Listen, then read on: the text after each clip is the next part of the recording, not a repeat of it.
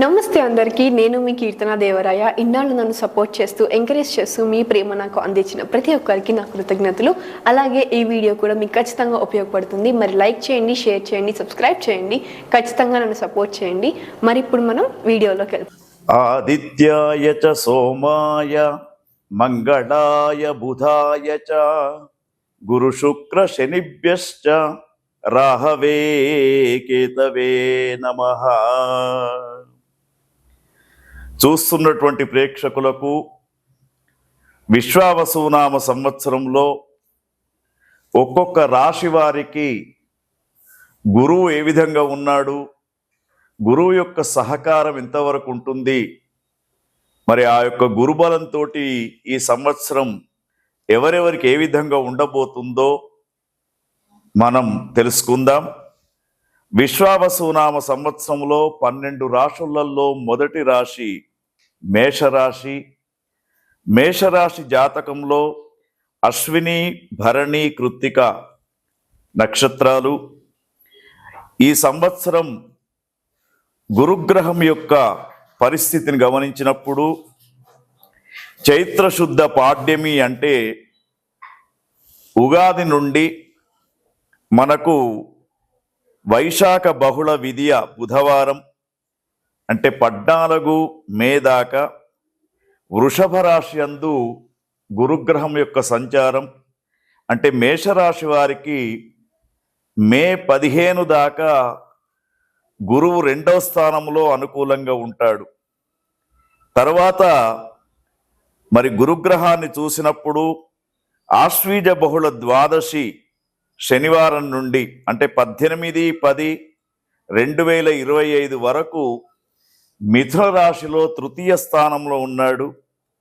తర్వాత ఆశ్వీజ బహుళ త్రయోదశి అంటే 19/10/2025 నుండి కార్తీక బహుళ సప్తమి అంటే నవంబర్ 11వ తేదీ దాకా కర్కాటక రాశిలో 4వ స్థానంలో గురు సంచారం జరుగుతూ ఉన్నందువలన మరి మనకు గురువు అనుకూలంగా ఉండే సంచార యోగ్యమైనటువంటి స్థానాలు ఏమిటంటే గురుగ్రహం యొక్క అనుకూల్యత ఉండే స్థానాలు 2, 5, 7, 9, 11 స్థానాలలో గురువు ఉన్నప్పుడు మనకు అన్ని విషయాలలో అనుకూలంగా ఉంటుంది.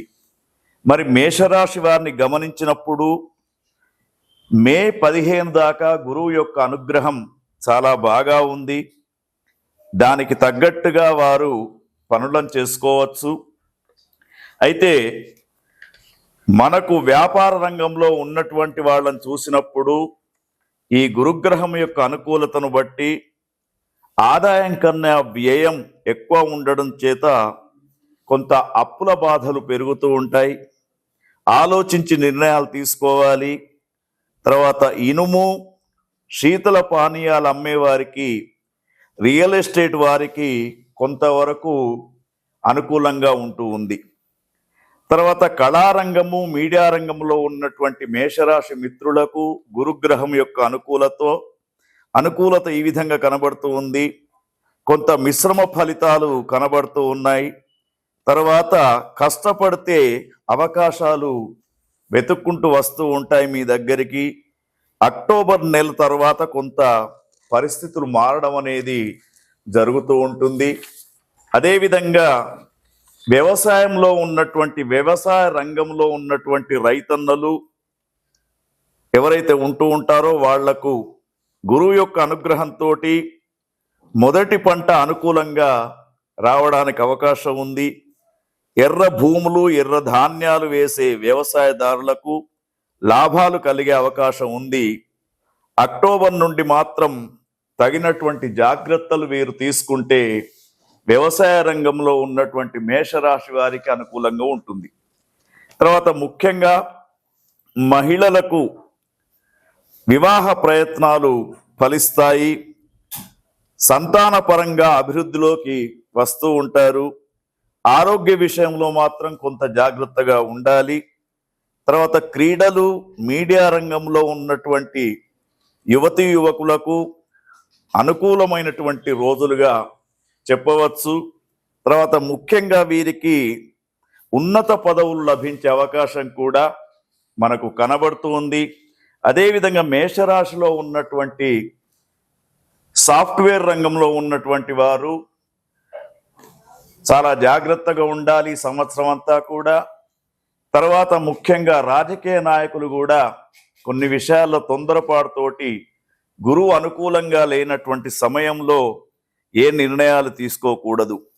అయితే ముఖ్యంగా మీకు గురువు యొక్క సంచారాన్ని గమనించినప్పుడు 2వ స్థానంలో గురువు అనుకూలంగా ఉంటాడు.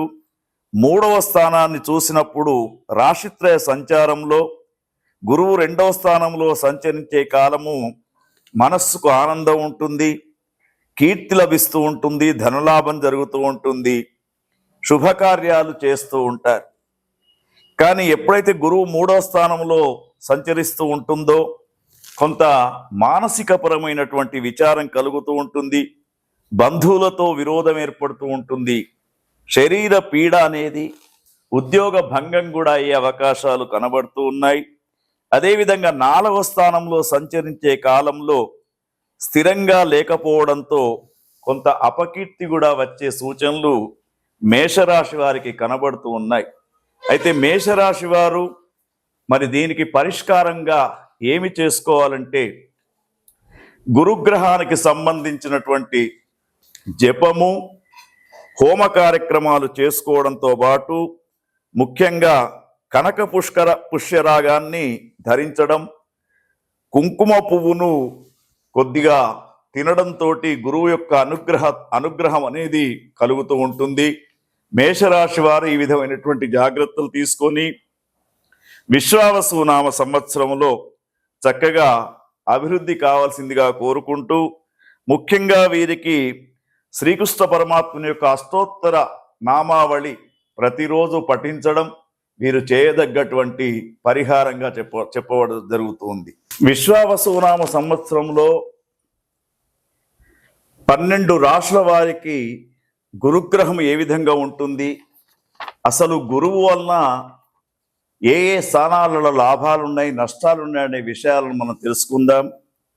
గురువు తేజస్సు 2, 5, 7, 9, 11 స్థానాలలో గురువు ఉన్నప్పుడు గురువు యొక్క లాభాలు ఎక్కువగా ఉంటాయి. అయితే గురువు ఆధిపత్యం అనేది ధనం పైన ఉంటూ ఉంటుంది. గురువు పుత్రకారకుడుగా చెప్పబడుతూ ఉంటాడు. అంటే సంతానం లేనటువంటి వారికి, పుత్ర సంతానం లేనటువంటి వారికి గురుగ్రహం మంచి స్థానంలో ఉన్నప్పుడు సంతానమయ్యే అవకాశాలు ఉంటాయి. తర్వాత జన్మజాతకంలో గురువు బాగా ఉంటే, గురుదశ నడుస్తున్నటువంటి వారికి గురుని యొక్క తేజస్సు అధికంగా ఉండడంతో పాటు వారికి అనుకున్న పనులన్నీ కూడా పూర్తిగా జరుగుతూ ఉంటాయి. అయితే గురుగ్రహం యొక్క అనుకూల్యత కోసం పుష్యరాగం ధరించడం అనేది ఒక సూచనగా చెప్పవచ్చు. అయితే ముఖ్యంగా ఈ గురుగ్రహం యొక్క అనుకూల్యత ఉన్నటువంటి వారికి, అంటే మనం చెప్పుకున్నటువంటి 2, 5, 7, 9, 11 స్థానాలలో ఒకవేళ మీ రాశులలో గురుగ్రహం ఇట్ట ఉన్నప్పుడు ముఖ్యంగా ధనధాన్య గృహ వ్యాపార వృద్ధి కలుగుతూ ఉంటుంది. ముఖ్యంగా చదువులలో మంచి వృద్ధి పొందుతూ ఉంటారు. విదేశాలకు వెళ్ళి చదువుకునే అవకాశాలు ఉంటాయి విద్యార్థులకు. యువతి యువకులకు వివాహాలు జరిగే అవకాశాలు కూడా కనబడుతూ ఉంటాయి. తర్వాత ముఖ్యంగా ఎక్కువ సమాజంలో వీరు గౌరవించబడుతూ ఉంటారు. ఉద్యోగ సంబంధమైనటువంటి విషయాల్లో చాలా చురుకుగా ఉంటారు. యోగ్యమైనటువంటి పుత్ర సంతానాన్ని పొందుతూ ఉంటారు. మత సంబంధమైనటువంటి కార్యక్రమాలలో చురుకుగా పాల్గొనే అవకాశాలు ఉంటాయి. తీర్థయాత్రలు చేస్తూ ఉంటారు. తర్వాత అదే కాకుండా బీపీ, షుగర్ అటువంటి వ్యాధులు ఉన్నటువంటి వారికి కూడా గురుగ్రహ అనుకూలతతోటి కొంత వ్యాధులు దూరమయ్యే అవకాశం ఉంటాయి. తర్వాత గురుగ్రహం అనుకూలంగా ఉన్నటువంటి సమయంలోనే సద్గురువుల యొక్క పరిచయాలు, సద్గురువుల యొక్క సందర్శన అనేది పొందడానికి అవకాశం ఉంటుంది.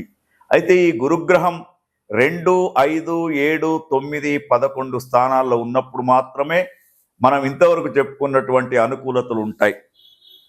మరి గురువు యొక్క తేజస్సును తగ్గించే స్థానాలు ఏమిటి అని ఆలోచిస్తూ ఉంటే, గురుగ్రహము తేజస్సు తగ్గడానికి 1, 3, 4, 6, 8, 10 ఈ స్థానాలలో గురువు ఉన్నప్పుడు కొంత గురువు అనుకూలంగా ఉండరు. మరి గురువు యొక్క తేజస్సు తగ్గినప్పుడు మనము ఆ గురువు యొక్క అననుకూలతను మనకు కనబడుతూ ఉంటాయి. ఏమిటంటే ముఖ్యంగా గురువు బలహీనుడై ఉన్నప్పుడు ఏ పని చేపట్టినా కూడా ముందుకు రాదు. రెండవది, మోసపోయే అవకాశాలు ఎక్కువ ఉన్నాయి. తర్వాత ఎవరైతే మిత్రులు అనుకుంటూ ఉన్నారో వారు మీకు నష్టాలు చేసే అవకాశాలు ఉంటాయి. తర్వాత మీ పైన సమాజంలో అపార్థాలకు చేసుకునే అవకాశాలు ఉంటాయి. గృహాలలో అనుకోనటువంటి సంఘటనలు ఎదురవుతూ ఉంటాయి. బంధువుల వలన ఎక్కువ ఖర్చులు అయ్యే అవకాశాలు ఉంటాయి. అదేవిధంగా సోదరులతో మాట పట్టింపులతో గొడవలవుతూ ఉంటాయి. ముఖ్యంగా కొన్ని వ్యాధులు కూడా గురుగ్రహం బాగాలేనప్పుడు వచ్చే అవకాశం ఉంటుంది. తర్వాత ముఖ్యంగా వీరికి గర్భ సంబంధమైనటువంటి వ్యాధులు స్త్రీలకు ఎక్కువగా వచ్చే అవకాశం ఉంటాయి. పగటిపూట ఎక్కువగా వీరు నిద్రాలోలులై ఉంటూ ఉంటారు. తర్వాత ముఖ్యంగా అనారోగ్య సమస్యలు ఏర్పడుతూ ఉంటాయి. ఎంత ప్రయత్నం చేసినా దైవ అనుగ్రహం లేకపోవడం జరుగుతూ ఉంటుంది. అందుకే వీరికి మరి గృహంలో ఉండే వాస్తు దోషాలు కూడా ఈ యొక్క గురుగ్రహం అనుకూలంగా లేనప్పుడు పీడిస్తూ ఉంటాయి. తర్వాత ముఖ్యంగా వయస్సు మీరినా కూడా వివాహాలు అయ్యే అవకాశం ఉండవు. తర్వాత సంతానం కోసం ఎదురు చూసినా కూడా సంతానం కలిగే అవకాశం కూడా ఉండదు. గురుగ్రహం అనుకూలంగా లేనప్పుడు ఉద్యోగాలు పోవడం, కొత్త ఉద్యోగాల కోసం ప్రయత్నం చేసినా కూడా కాకుండా పోవడం అనేది మరి ఈ విధంగా చెప్పడం జరుగుతూ ఉంటుంది. అయితే ఇది ఈ గురుగ్రహం యొక్క అనుకూలత అనేది మీ జాతక చక్రములో గురుగ్రహాన్ని అనుసరించి కూడా ఆ స్థానాన్ని బట్టి కూడా ఉంటూ ఉంటుంది. కాబట్టి గురుగ్రహం గురించి ఇంకా సవివరంగా తెలుసుకోవాలంటే సంప్రదించడానికి అవకాశం ఉంటుంది. ప్రతి వారు కూడా దేవానాంచ ఋషీనాంచ గురుకాంచన సన్నిభం బుద్ధిభూతం త్రిలోకేశం తం నమామి బృహస్పతి అని చెప్పేసి ఆ గురువు యొక్క స్తోత్రాన్ని ప్రతిరోజు చదువుకోండి. వైభవంగా విశ్వావసునామ సంవత్సరం ఉంటూ ఉంటుంది. ఓం తత్సత్.